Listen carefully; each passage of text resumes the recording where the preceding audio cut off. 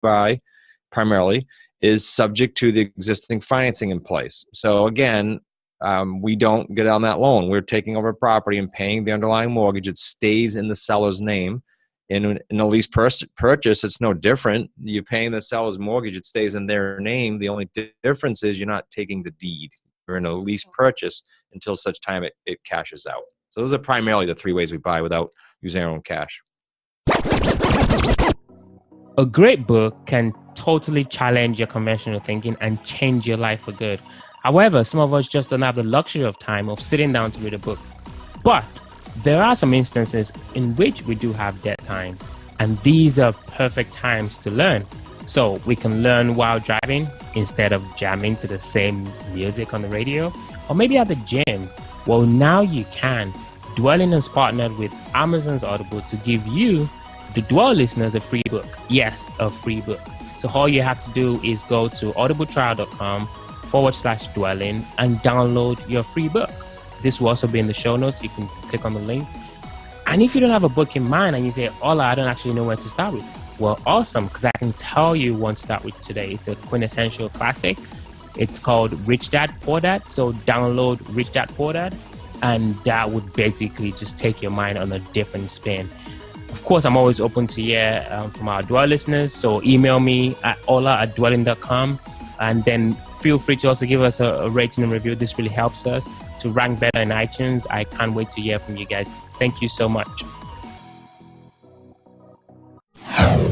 Thank you so much, Chris, for joining us here at the Dwellynn Show. I really appreciate your time, and I cannot wait to dig in here with you today. Well, I appreciate you having me on. It's just a little bit about Chris. Chris is the best-selling author of Real Estate on Your Terms, creating continuous cash flow now without using your cash or credit. He's also the founder of smartrealestatecoach.com and smartrealestatecoachpodcast.com.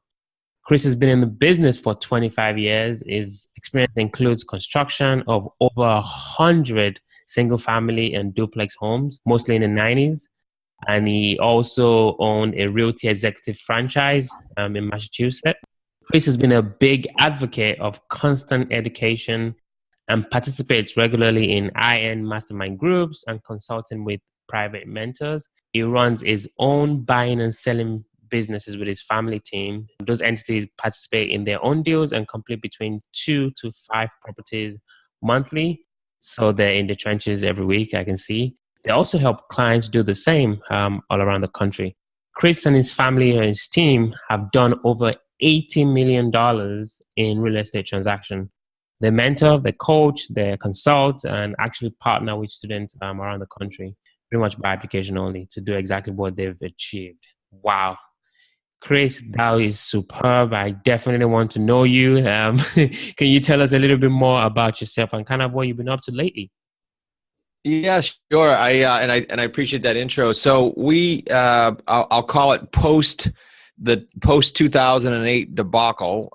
So many people were affected by that if they were in real estate then in some shape, form, or fashion. So we got beat up pretty good. I want people to know that because number one, I'm an open book, and number two, there's a way out of it if you get beat up by that, right? And there's a way out of every challenge. But I decided at the time to totally re-engineer the business, meaning when I was caught in the downturn, as so many were, we were on way too many loans personally. We were involved in too many properties that didn't have enough room in them. In other words, they were highly leveraged. And so when we re-engineered the business to what we're doing right now, it started with me, and now it's my son and son-in-law and daughter. We actually made a point and set up a system whereby we would never take out a loan, never sign personally on that, never use our credit, and never use our own cash. And so we buy and sell between, it ranges from 2 to 5 homes a month here at the office. And then we help, as you referenced, associates around the country do the exact same thing. We buy them all on terms. There's never a loan being taken out. Wow, that's interesting.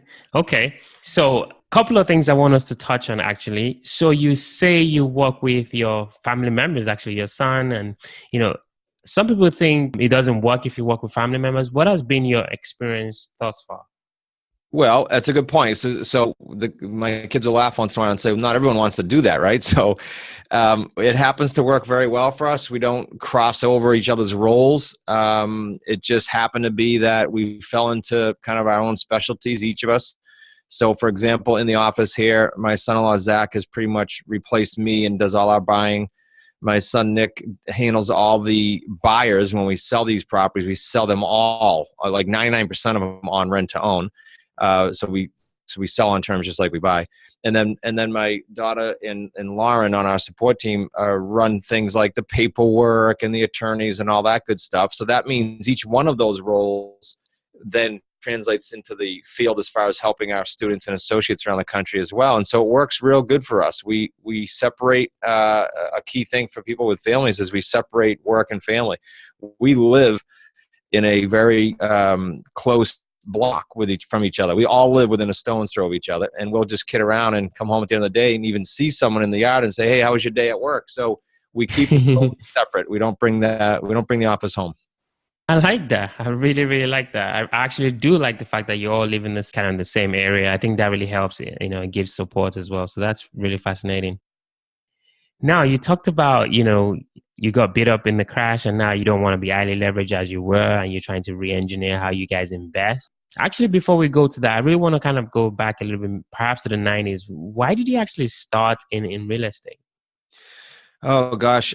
So early 90s, I was in a family business with my father, and it wasn't real estate, but he would, as he grew his business, it was actually a welding supply business. But as he grew his business around New England, he would build his own buildings, commercial buildings, and then have the company rent them from him.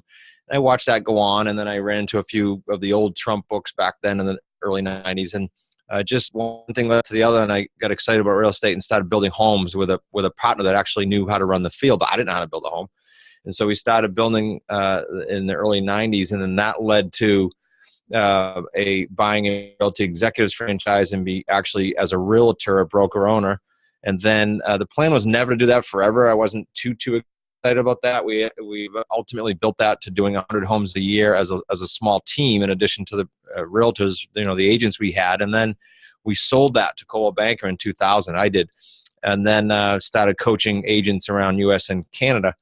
80 of them or so. High-end, high-earning agents that needed to scale their business and or get more efficient and get their lifestyle back. And that's what we did for a long time. And then running up to the debacle, we were doing condo conversions because that was a hot thing then. That was a great place to be then. And so again, that put us back into right around that debacle. Okay, so you mentioned partnerships, right? So you had a partner, you didn't really know much yourself about building homes, but you had somebody that did in the field and you partner with him. There's a lot of talk about partnerships and why they work and why some of them don't work. What are your thoughts on partnerships? They can be tough. I don't disagree. I think the communication's key. If I look back in hindsight, any partnership, I don't care what it is, the communication is going to be key. I also would suggest, I'm not an attorney, of course, but I also would suggest that you set it up properly. You go into these relationships thinking, oh, it's great, everything will be cool. If you set it up properly up front with the proper partnership agreements, maybe even a buy-sell agreement, making sure all the I's are dotted and T's crossed, just in case things go sideways, everyone's happier. Then there's no gray area. So I would say take the time to do that up front if you choose to go into that type of arrangement. So now to the re-engineering of the business. I really want to learn a lot about that. How have you guys managed to invest without your credit and without your cash? Well, we buy three different ways, right? We buy on a lease purchase, or we buy owner financing. And the caveat there with owner financing, you can do it many ways. Obviously, people buy all the time like that. But when we do owner financing, we do it on homes that are debt-free. So there's no underlying debt on the home when we do owner financing. And we do principal payments only. We don't pay interest. So if someone has a home for sale for $300,000, we may pay $300,000, we may pay $305,000. I don't care paying a premium because we're going to pay monthly principal payments for the next 3, 4, 5 years, depending on what we structure for terms. And then the third way we buy primarily is subject to the existing financing in place. So again, we don't get on that loan. We're taking over property and paying the underlying mortgage. It stays in the seller's name. In a lease purchase, it's no different. You're paying the seller's mortgage. It stays in their name. The only difference is you're not taking the deed. You're in a lease purchase until such time it cashes out. So those are primarily the three ways we buy without using our own cash. So when you say lease purchase, can you tell us a little bit more about that? Absolutely. So let's say you're my seller, and either for logistic reasons, you're leaving the area, you're, job relocation, or you need debt relief, the situation is not too rosy. Whatever the situation is, what I'm going to do is I'm going to structure that I take over your mortgage payments, provided they work for me, meaning financially. And then I'm going to pay those payments every single month after I install my buyer in your home. And then I'm going to also take care of all your maintenance and repairs, because I'm going to pass that on to my buyer. And then we're going to agree, the seller and I are going to agree to make sure that the mortgage is paid off on or before a certain date. So let's say it was your home and you owe $300,000, and we agreed to buy it for $350,000 in theory. We're going to pay the monthly payment. And then at the end of the term, typically at least 3 years, we're going to pay you that $50,000 differential between what we agreed the house was worth, $350,000, in the underlying debt of $3. So we're going to give you that $50,000. So the purchase price is what? It's not really $350,000. It's the purchase price equals $50,000 in cash plus the exact payoff of the loan at the financing time. So that loan is going to be going down, right? Because it's principal pay down in almost every loan we take over. So we're benefiting from that over the term. The seller's happy, they get their 50, they don't have to worry about anything. They just had to wait to get it. And then we benefit from, obviously, the pay down, the premium we marked up, as well as the monthly spread, the difference between what we're paying on the mortgage and what we're collecting from our tenant buyer. So there's 3 paydays on all deals. Sounds fantastic. I like it. I think for our listeners listening, this is also called a lease option, as a lease purchase lease option. So, a sandwich lease. You'll see it referred to as sandwich lease sometimes. Right. So there's also, with the subject twos, how do you guys kind of get around the due on sale clause from the banks? Well, you can't. There's no getting around it. It's a good question. It's not. I want listeners to understand, and their attorney can help them with this if they're experienced. But there's nothing illegal whatsoever about a subject to. It's just a condition of the seller's loan. It's one of the many conditions. So in my experience, and I'm not going to tell anyone that's never going to happen, but in my experience, and frankly, and everybody that I've spoken with, talking thousands and thousands of homes, I haven't had an experience where the bank called it. Why? Because you're making the payment every month. If you get into a subject to transaction, you don't make the payment, you're asking for a major headache, and they're going to call the loan due. But the bank's not in the real estate business. They don't want to take property back by and large, and that's probably why I've never had an issue with it. As long as you make the payments, we make payments on 50 plus houses a month here at the office. So you do what you say you're going to do, and you typically wouldn't have a problem. But we have a specific agreement that was custom done by our law firm that makes sure the seller understands fully what they're signing. That's very important, that you don't just have someone sign a deed, in my opinion, even though people teach that you can just go take the deed. Okay, that's great, but you're opening up a can of worms there for liability. Make sure you use the proper paperwork. Thank you so much for clarifying that. So owner financing, seller financing, one of my favorite and creative ways that I like to assume property. How do you guys go about finding these motivated sellers that have homes that are debt-free and willing to give, seller financing?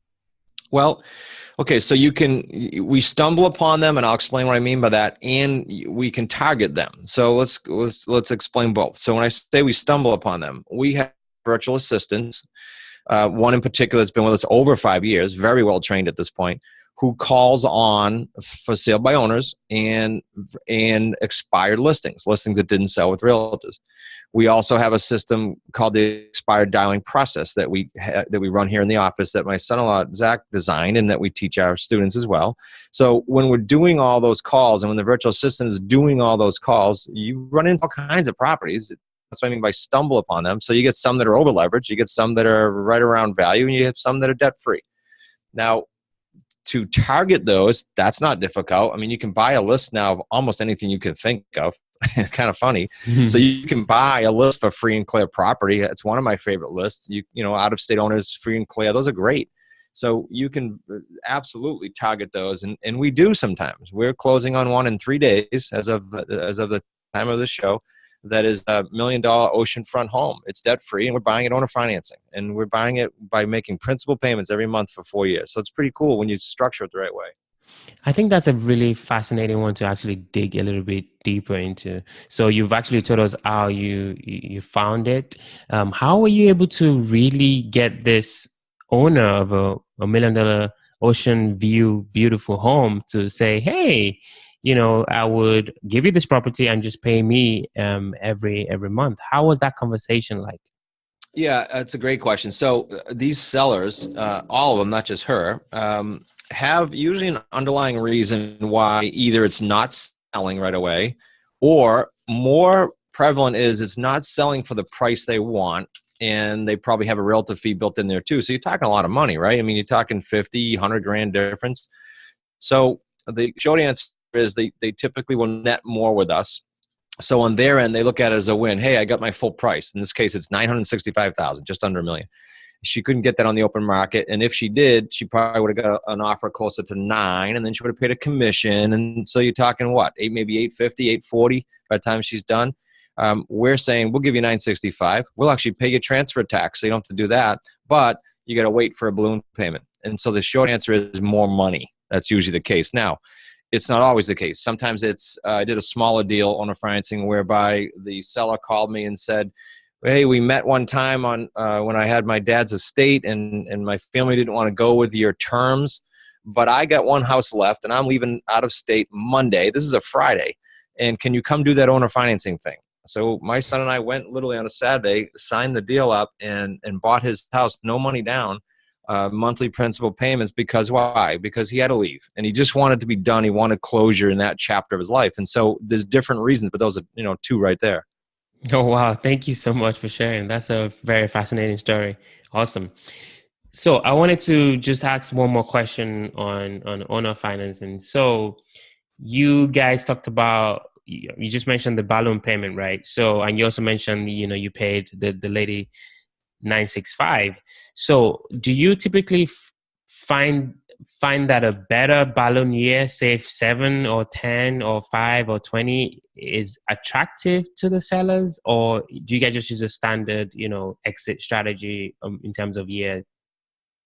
Okay, so to make sure I answer properly, you're talking about the exit strategy for term.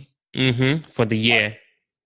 The short answer is we'll take, if this is what you're asking, we'll take as long as we can get, right? So if we said to the seller, hey, if you were to get this price, how long could you go out on the term?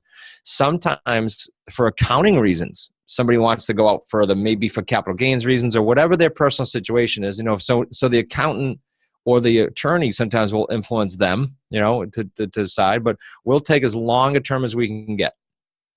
That's interesting. And then you guys obviously pay the balloon. How do you guys move that into a conventional with the bank? What do you guys do after? Okay, so good. So what we do on all our deals, lease purchase, subject to, or owner financing, all of the exits are, we're going to install a tenant buyer. That tenant buyer is either waiting to enhance their credit or they're self-employed and realize nowadays that you can't go readily get what they used to call the stated income loan. So they have to actually show the right income, and the bank calls that seasoning. So we either have someone in the home under a rent-to-own contract that's paying us monthly that is going through credit repair or enhancement, or they're just waiting for seasoning with the bank, or perhaps they're saving more of a down payment. All of those reasons are good. And so at the end of the term, they're going to get their loan and then allow us to cash out the seller. Now, obviously, we want to make sure their term with us is a little bit shorter to give a buffer, to give room, to give wiggle room, then we have to cash the seller out so that we have room in case they have trouble getting their financing, obviously. Oh, that is really, really good. I like that. That is really, really good. So you've gone through a crash, maybe a couple in your lifetime. There's been a lot of talk about another correction, a market correction coming. Do you see a market correction coming? I wish if I had that type of answer, I'd be on the beach in the Cayman Islands. You would be too. I don't know. People, if anyone says they know that, they don't. And so all we can do, all of us in the business, is buy properly, have the right contracts set up so that you're not hurt by any downturn. And when you start talking about buying a home on owner financing with principal only payments, you are creating a major hedge against a downturn, because we have, I don't know how many out of the 50, we probably have 40% of those are owner financing. And that means the mortgage is way down now, way down. So you've just buffered yourself pretty major with the economy in any twist or turn. I really like that. That's a really good risk mitigating approach. So for some of our Dwell listeners listening to our conversation, when you say principal only payments, can you just kind of break that down a little bit more for us? Sure. So most people are used to, taking out a mortgage and paying interest, right? Even though the rates are low now, we don't pay interest. So on this $965,000 deal, there are monthly principal payments of $2,500. That is going 100% against the principal balance, the $965, for 3 or 4 years, whatever term we structured. There is no interest. So if someone says, well, what's the interest rate? We say we don't pay interest. Why? Is that a concern for you? Well, yeah, I thought I should get 3 or 4% interest. Okay, I'll increase the price slightly instead, and then you don't have to go worry about reporting interest income. How's that? And they usually like that. And you get like more that. money on paper, and it's a win-win. I really like that, actually. That's a good one. So you're doing pretty well. You've got a fantastic team. And now you're trying to help other people. There's been a lot of talk on bigger pockets, just in the real estate community, about coaches, right? Should I have a coach? Should I have a mentor? Should it be a paid mentorship? Should it be a non-paid mentorship? From your experience, with people dropping 25 grand on a Saturday seminar to those having a monthly mentor, what really works? Well, okay, I have a strong opinion on this. I think and so if I offend someone, I'm going to apologize ahead of time. I'm going to tell you that the industry in general, in my opinion, has an enormous gap, a problem. And that gap is the boot camps, the preview seminars that just want to move you to a boot camp. And no offense to all the other speakers that do that. If that's your model and it works, great. But here's the question. What are the students doing? Are they actually doing deals? People say to me, okay, I love your family concept. I think it's really cool. I want to work with you, but how else are you different? And my answer is real simple: results. If you look at our associates around the country, or here's a better one. If you show up at we do one yearly event. We don't go running around the country doing preview events and boot camps. We have one event. If you show up at that event, you'll see 50, if not 60%, and maybe higher this year, but at least 50% of the room are doing deals actively. That's not a normal seminar room. A normal seminar room is 2, 3, 4, 5 people, or a normal RIA, the RIAs, 2, 3, 4 people at most doing a deal. So to go back to your question directly then, so what does that all mean? Well, the gap is people implementing, people actually executing. That's the problem. That's the challenge. So you leave the seminar and you're excited, but now you got to implement all by yourself. And so we set up the associate program to, in my opinion, bridge that gap so that we're doing deals with them. And when I say that, I'm talking about we'll get on the phone with their sellers. We'll get on the phone with their buyers.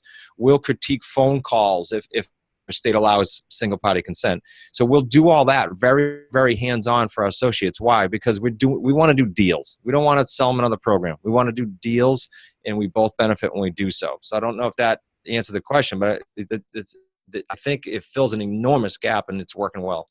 Absolutely does. So we're definitely, as much as I want to keep going and learning more, we're definitely dwelling into the quick round. So these are going to be quick questions and quick answers.